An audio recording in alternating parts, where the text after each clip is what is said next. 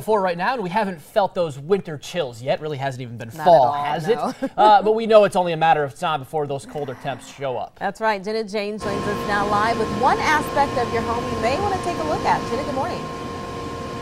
Good morning, Dave and Cerise. It felt weird to throw a sweater on this morning because it just hasn't been chilly out. But as you start to pull that warm weather clothing out, you're going to also want to make sure you check on a few things. That being the furnace. If you haven't run it in a while, you're going to want to take one of these cooler mornings to just kind of test it out. Now, the guys at MUD do installation checks once a new furnace is put in, and they gave me these things for people to look for.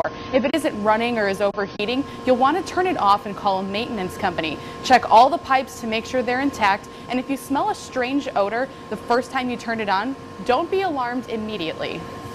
And the first time you start up a gas furnace, you'll get an odor, electric too. You burn dust, that first initial burn. And we get quite a few calls saying, I got funny smell in my house from my furnaces running. Well, initial burn, you burn dust, and for the first 10 minutes or so.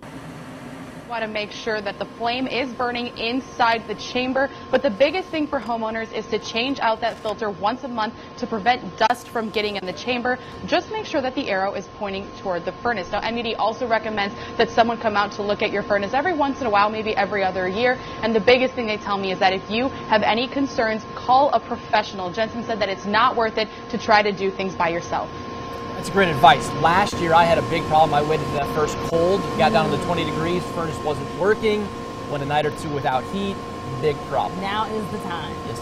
All right. Jenna Jane's reporting live for us this morning. Jenna, thank you. Great information.